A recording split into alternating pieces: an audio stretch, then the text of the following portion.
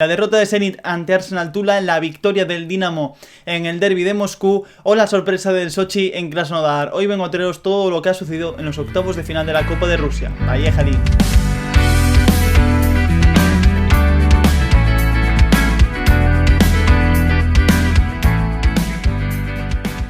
Здравствуйте, bienvenidos a Minutos Rusos, soy Shane Silveira, estamos en un nuevo vídeo y hoy vamos a hablar de los octavos de final de la Copa de Rusia. Hoy traigo al canal un nuevo formato, un nuevo espacio, que es pues básicamente dedicar el lunes o el martes, dependiendo de cómo sea la jornada y los tiempos de grabación, a hablar de lo que ha sucedido en la jornada del fin de semana.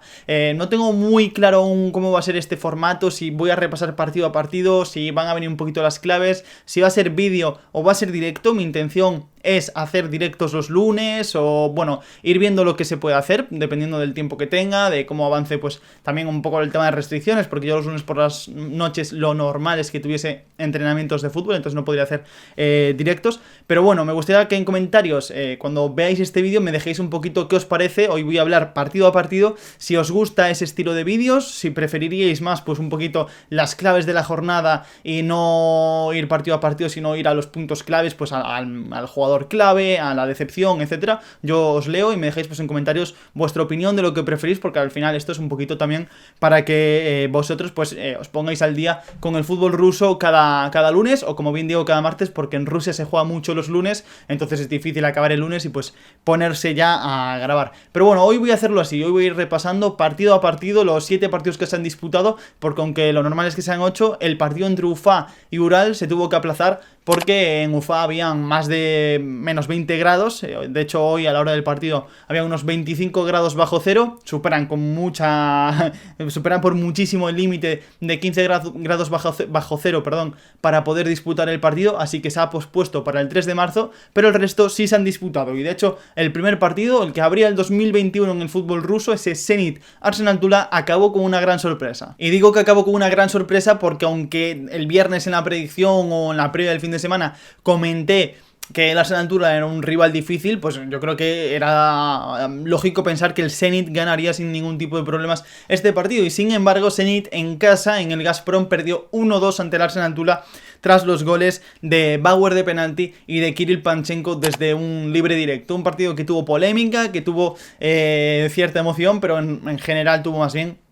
un ritmo bajo de juego, que fue un poquito lo que vimos a lo largo de todo el fin de semana. Al final el parón invernal siempre afecta, ya sabemos que los primeros partidos de febrero y marzo se juegan a un ritmo un poquito más bajo de lo que ya es habitual en Rusia. En Rusia es una liga que se juega con bloques defensivos compactos, con partidos un poco espesitos, con ritmos un poquito más bajos que lo que igual se está poniendo de moda en Centro Europa, en Europa del Este incluso, pero bueno, igualmente pues es lo que digo, debido al parón, pues las piernas se notaron cansadas. En cuanto a este Zenit 1 Arsenal 2, vimos un Zenit un poquito con las carencias habituales, faltaba Malcolm, faltaba Asmun, faltaba Driussi, y por lo tanto al Zenit le faltaba, pues por una parte, con Malcolm y Driussi, esos jugadores que cayesen entre líneas para recibir al pie, para poder conducir, para poder recibir a espaldas de los centrocampistas rivales, para poder generar desde lo individual, y sin Asmun, además de faltar presencia goleadora, pues faltó también ese jugador que estira al equipo, que genera espacios a través de sus desmarques, de ruptura, que también pues permite ganar esa segunda jugada hacia Artyom Dzyuba. Dzyuba estuvo bastante solo, se juntó Kuzyaev en la media punta, un Zenit que jugó en 4-2-3-1 con Osdoyev y con Bendel en el centro del campo, pero un Zenit que se mostró bastante flojito, una circulación lenta, un ritmo bastante espeso, un juego muy espesito, un Bendel Osdoyev que no terminó de cuajar del todo, y sobre todo yo creo que los puntos donde hay que centrarse es en la parte ofensiva del Zenit de San Petersburgo. Sin Malcolm, sin Driussi, tuvieron que jugar en las bandas, por una parte Sutormin y por la otra Mostovoy, y no mostraron pues la calidad que se le espera a jugadores del Zenit de San Petersburgo. Ya sabéis que Sutormin es un jugador que en el Orenburg destacó en un equipo de espacios, de transiciones ofensivas, de propuesta más reactiva, donde no se le tenía que exigir mucho con el balón en los pies, un poquito pues en la misma función casi que en lo que destacó dentro del Zenit como lateral derecho, que en la primera parte de la temporada Sutormin acabó jugando el lateral derecho y lo hizo bastante bien, pero no es lo mismo aparecer con espacios que recibir al pie y tener que encarar. Ahí a Sutormin se le ven las carencias y a Mostovoy se le ve que todavía está verde, es un jugador que todavía está verde, todavía no está preparado para llevar el peso de un equipo como el Zenit de San Petersburgo, y al final en las zonas donde más calidad se necesita, que es en la zona final, en la zona de finalización, en los últimos metros, el Zenit no tuvo esa calidad y no pudo con un Arsenal Tula que defendió en 5-4-1, que la verdad es que jugó bien, defensivamente se mostró con cierta solvencia, pero tampoco fue un super Arsenal Tula súper bien replegado, súper todo bien, porque fue un Arsenal Tula al que se le vieron algunas grietas, con Kostadinov de central derecho, que es un jugador que realmente es medio centro, pero que en defensa partía desde el central derecho, junto a Bauer de central por dentro y a Grigalava de central izquierdo, que en defensa Kirill Panchenko se colocaba como centrocampista al lado de Kausic, y esa era una pieza que una zona que el Zenit no terminó de explotar, porque a Panchenko le costaba recuperar la posición, tenía algunos déficits para tirar bien la línea, para acompañar bien a Kausic, y por ahí siempre había un espacio que el Zenit, como digo, no terminó de aprovechar, porque Kuzyaev al final, aunque es un jugador de recorrido, no es ese media punta. También el sábado tuvimos el que era el partido marcado en rojo en el calendario para este fin de semana, porque tuvimos ese derbi de Moscú entre Dinamo y Spartak, un partido muy interesante, un partido que ya sabemos la tensión que existe entre ambos clubes, es el derbi de la capital, entre el equipo de la policía y el equipo del pueblo, y de esta vez se lo llevó Sandro Schwar, el técnico alemán. Fue un duelo de nuevas generaciones de técnicos, se podría decir, entre Sandro Schwar y Domenico Tedesco, que se llevó, como digo, el técnico del Dinamo de Moscú, se llevó el Dinamo Moscú en una victoria por 2-0, un partido muy bueno del Dinamo Moscú, muy redondo, sobre todo el primer tiempo, y un segundo tiempo un poquito más pragmático. En el primer tiempo el Dinamo presionó alto, una presión muy bien posicionada que dificultó mucho la salida de balón al Spartak, que sobre todo permitió recuperar muchos balones muy rápidamente, porque Spartak era incapaz de salir con fluidez y de salir limpio desde atrás, y aquí hay que marcar varios nombres. Primero, yo siempre hablo de que me gusta mucho X tipo de jugadores, por ejemplo, me gusta mucho Sly Igbun, me gusta mucho Komlichenko, y sin embargo Svara ha puesto a Lipovoy en banda derecha y puso de nuevo a Gruliov de delantero, dos jugadores que igual no tienen el nivel de Komlichenko y Sly, pero en la presión son muy útiles. Y otro que fue muy útil sobre todo fue Lucas Moro, apretando mucho a los centrocampistas, impidiendo la recepción entre líneas de Larsson, y un Dinamo que, como digo, la verdad es que jugó muy bien, primero presionando alto, luego en el segundo tiempo un poquito más reactivo, esperando un poquito más atrás, intentando salir al contragolpe y haciendo mucho daño. Muy buen partido del Dinamo Moscú, donde por cierto debutó Konstantin Tiukavin, un delantero del 2002, un delantero de solo 18 añitos que cumplirá 19 en este 2021, y al que hay que tenerle bien vigilado porque marcó un gol de espuela, un gol bonito de ver, pero más allá de eso dejó detalles de lo que puede ser. Es un delantero grande, un delantero físico, pero un delantero inteligente, con gol, que aporta mucho al equipo y que sobre todo al que Sandro Schwar tiene mucho aprecio. Por parte del Spartak, un poco por comentar su partido, cambió el esquema Domenico Tedesco y jugó un 4-4-2, un poquito lo que venía trabajando en el mes de enero. Lo comenté en la previa, que veríamos si se atrevería a seguir jugando con esa defensa de dos centrales y no de tres centrales, que es el sello de Domenico Tedesco. Pues en efecto jugó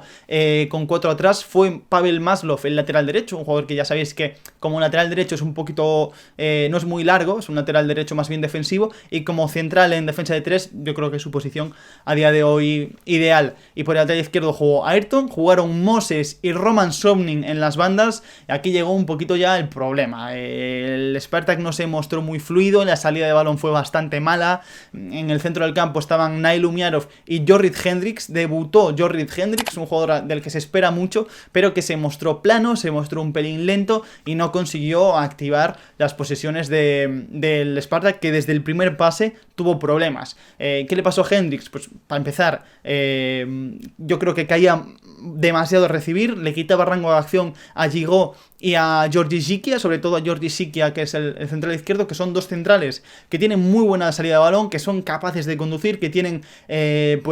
Samuel Gigot tiene muy buena capacidad para filtrar y romper presiones en pase corto. Georgi Sikia tiene una precisión muy buena en el pase largo, y sin embargo Jorrit Hendricks bajaba hasta la base, bajaba hasta centrales, prácticamente les arrebataba la pelota y era él el que se encargaba de ejercer esa salida de balón. Para mí, insisto, no fue una buena salida de balón, sufrió mucho ante la presión. Luego, cuando el Dinamo se mostró en un bloque un poquito más compacto, Hendricks tampoco consiguió conectar con los centrocampistas, en este caso con Umiarov,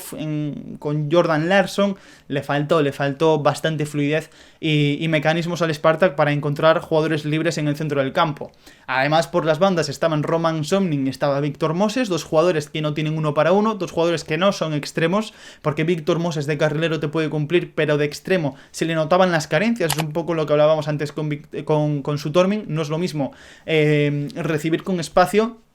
y con el fútbol de cara que recibir sin espacio, recibir al pie y tener ya que encarar a una marca. Y Roman Somnin, pues un poquito más de lo mismo. Es un gran centrocampista, un centrocampista de mucho recorrido, un centrocampista físico, pero que en la banda se pierde un poquito. Le faltó calidad en los costados al Spartak de Domenico Tedesco. Entró Selinjan Bakayev en la segunda parte. Yo creo que lo hizo bien, los minutos que tuvo, y yo creo que realmente si Domenico Tedesco va a apostar por este 4-4-2, pienso que Bakayev debería estar en el 11 titular, porque es tu extremo más natural, es posiblemente tu mejor regateador, porque creo que aunque Larsson puede que esté en un nivel un pelín por encima de él de influencia en el juego, creo que Bakayev tiene más regate. Entonces, pues veremos qué pasa, pero en general, pues eso, creo que muy buen partido del Dinamo, no tan buen partido del Spartak, que se queda sin copa, y es una gran oportunidad, desde luego, para este Dinamo de Sandro Svart de levantar un título. Y abandonamos un poco el sábado, que eran los partidos más destacados, donde más me iba a parar, porque creo que merecía la pena hablar un poquito más en profundidad de ese Dinamo Spartak, y también pues un poco de por qué el campeón, el líder de la liga rusa, campeón de campeones, pues quedó eliminado ante el Arsenal Tula, ¿no? Pero bueno, pasamos al domingo, donde hubo también buenos partidos. Por una parte, el CSKA de Moscú, que superó al SK de Khabarovsk, uno de los dos rivales que había de segunda división. Un buen partido del CSKA, la verdad es que se mostró muy sobrado ante un equipo inferior de categoría y muy inferior en cuanto a calidad. El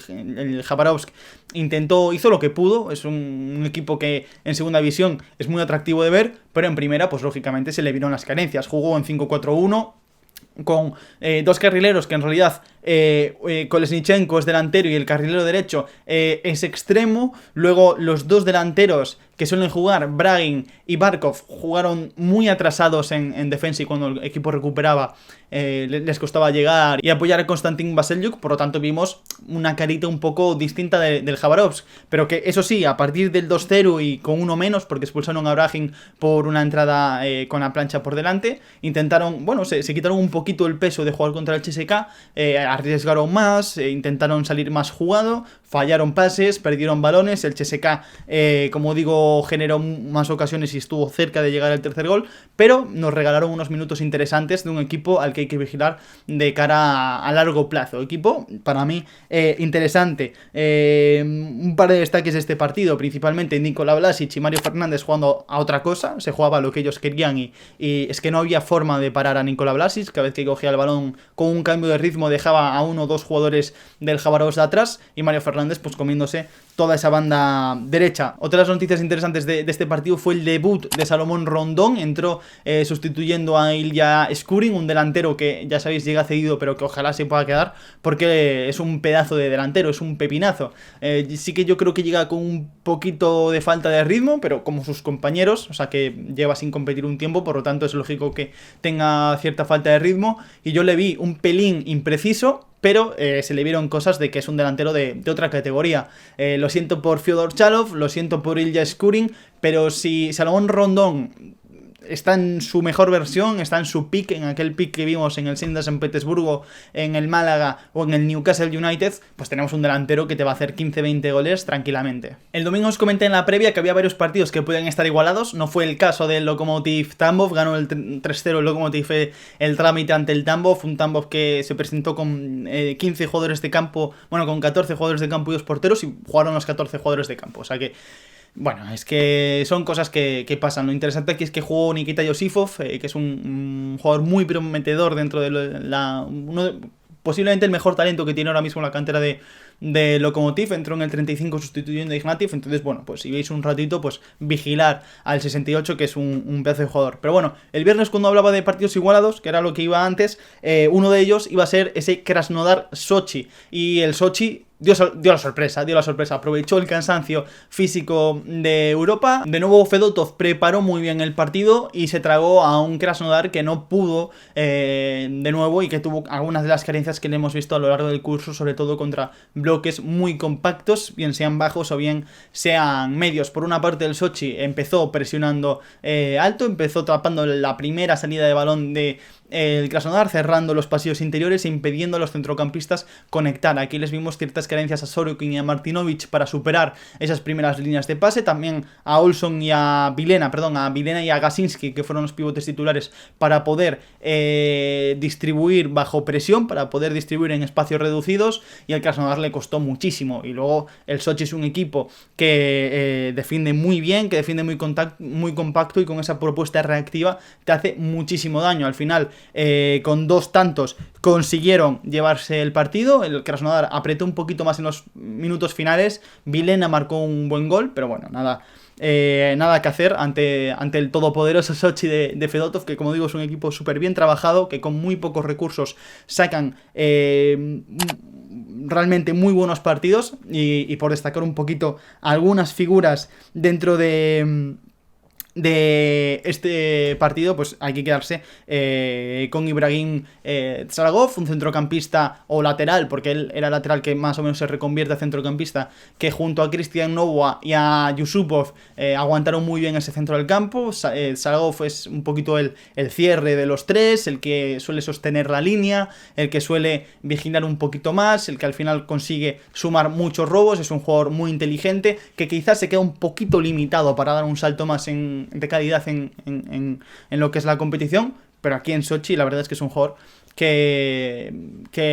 realmente lo hace muy bien. Me gustó en el Krasnodar Vanderson, pero me gustó Vanderson antes de llegar a la definición. Tuvo muy buenas jugadas individuales, tuvo muy buenos minutos, pero cuando llegaba a la hora de definir realmente le faltó precisión, que es uno de los debes de Vanderson. Es un jugador muy bueno, es un jugador técnico, es un jugador que tiene mucho regate y velocidad, cambio de ritmo, potencia, pero cuando llega a los metros finales ni la definición ni el último pase son buenos. Vamos acabando con otra de las sorpresas del fin de semana. Es verdad que esto era un poquito más igualado, pero el Akhmat Grozny derrotó al Rostov, un Rostov que llegaba sabiendo ya que habían quedado varios rivales importantes eliminados y que entonces pues veían la Copa con muy buenos ojos, pero al final vimos al Rostov que tuvo los problemas, al igual que le pasa al Zenit y al igual que le pasa al Krasnodar, que ha ido teniendo a lo largo de toda la temporada. Un Rostov que empezó muy bien, empezó súper activo, súper intenso, con mucho balón largo, llegando ya en la primera jugada, ves que es un balón largo al área, pues para implantarse en campo rival, para ya empezar a presionar, para ya empezar a poner las cosas difíciles al Akhmat Grozny. Realmente el Rostov empezó muy bien, alternando 2 tipos de salida de balón a lo largo de todo el partido. Por una parte, que fue la que más se repitió, Norman entre centrales, pero también Daniil Gliebov, que ocupaba la otra parte del doble pivote, dando la salida de balón por la parte izquierda de los 2 centrales. Estaba Osipenko y Hadzikadunic, pues en la zona de Hadzikadunic, atrayendo por ese sector izquierdo, con laterales largos, con los 2 extremos muy por dentro, que prácticamente más que extremos eran delanteros abiertos. Y bueno, un Rostov que, como digo, como siempre pasa, casi siempre le pasa, se sabe muy bien la teoría, lo comenté por Twitter, pero luego la práctica pues le faltan ciertas piezas para que salga de forma más fluida. Al final, cuando estuvo Roman Eriomenko en el campo, las cosas iban bastante bien, conseguía acumular jugadores por bandas, hacer distintas combinaciones que siempre acaban pues con un buen centro lateral o bien de Kozlov o bien de Poyarkov, pero nunca terminaban de dar ese último pase en los metros finales. Además, Norman hizo un penalti un poquito raro, creo que se resbala, no me quedó muy claro la jugada, pero bueno, un penalti casi sin querer al principio del partido, marca Bernard Berisha, y a partir de ahí pues la propuesta reactiva del Akhmat Grozny, que es un equipo que se cierra muy bien dentro del área porque tiene a Nisic y tiene a Semyonov para despejarlo absolutamente todo, y luego al contragolpe tiene a gente como Melkadze, tiene a gente como Bernard Berisha, pues le pone las cosas muy complicadas a un Rostov que, como digo, en transición te puede ofrecer algo, pero en estático le cuesta mucho, porque los delanteros que tiene, es verdad que debutaba Alisou, pero por ejemplo Dimitri Polos es un jugador que con espacios puede rendir, pero ya se queda un pelín corto para recibir entre líneas. Almis es un extremo que tiene muy buena pinta, pero todavía está un poco verde. Entonces al final el Rostov lo que trataba era de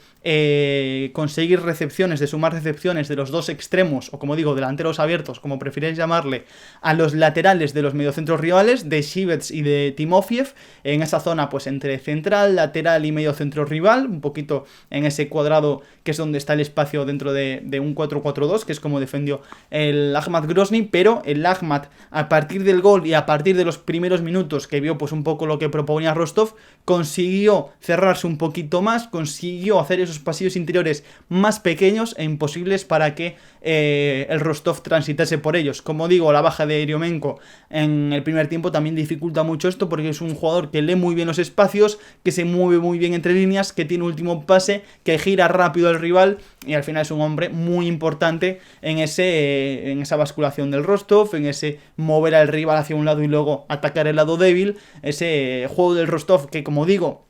se sabe muy bien la teoría, pero luego para ejecutarlo, para la práctica, todavía le falta un poco. Y acabo el vídeo con ese Khimki 0, Krylia Sovietov 4, un partidazo del Krylia, un partido muy complicado para el Khimki, que desde los primeros minutos vimos que el Krylia, como de nuevo digo, ya que lo dije, pues al menos voy a fardar, que la próxima vez que haga un pronóstico va a salir mal. Como dije el pasado viernes, el Krylia para mí era favorito, para mí podía poner las cosas muy complicadas, y de hecho se las puso muy, muy complicadas a un Khimki que no estuvo nada bien. Es verdad que tuvo ese primer penalti en el minuto 6, marca Iván Sergiev, y a partir de ahí pues digamos que el Khimki se le ponen las cosas un poco más complicadas, porque el Khimki es un equipo que le gusta tener una propuesta también reactiva, que le gusta esperar en 4-4-2 y salir sobre todo con Ryusan Mirsov desde la parte izquierda muy rápida. Mirsov hoy estuvo totalmente desaparecido, digo hoy porque estoy grabando el lunes, por un día que estoy grabando, acabó el partido hace un par de horas, pero Mirsov estuvo totalmente desaparecido, y el Krylia la verdad es que dominó todas las fases del juego, las 4 fases si queréis contarlo así, las dominó al completo. Realizó una transición defensiva muy buena, cuando perdía apretaba muy fuerte y luego se recolocaba en 4-4-2, que es como suelen jugar ellos. En la salida de balón del Khimki apretaba arriba y dificultaba mucho una salida de balón que pues no suele ser limpia, y pues hoy menos, sufrió mucho en salida de balón el Khimki, y consiguió sumar sobre todo muchas recuperaciones con cierta rapidez el Krylia, que cada 2x3 pues recuperaba balón, volvía a organizarse. En transición ofensiva el Krylia, sobre todo con Sinkovsky lanzando contragolpes desde la izquierda, generó mucho peligro, pero también en ataque posicional consiguió bailar al Khimki, un Khimki que en el minuto 20 se quedó con un hombre menos, expulsado Tikhonov por hacer una falta a Sergiev, que se escapaba solo, pero en realidad Sergiev estaba a 70 metros del área, o sea que digamos que Tikhonov se podría haber ahorrado esa falta e intentar pararle más adelante, pero bueno, hizo la falta, y claro, al final eso dificultó mucho a un Khimki que no estuvo preparado para sufrir. Ya el Krylia estaba teniendo el dominio del partido, y con uno menos la verdad es que fue un auténtico baile. Yo destaco sobre todo el partido de Sinkovsky, está a otro nivel, es otro tipo de jugador. Anton es una maravilla verlo, es un jugador que va sobrado en segunda división, ya lo dije en el mercado de verano, que es un chico que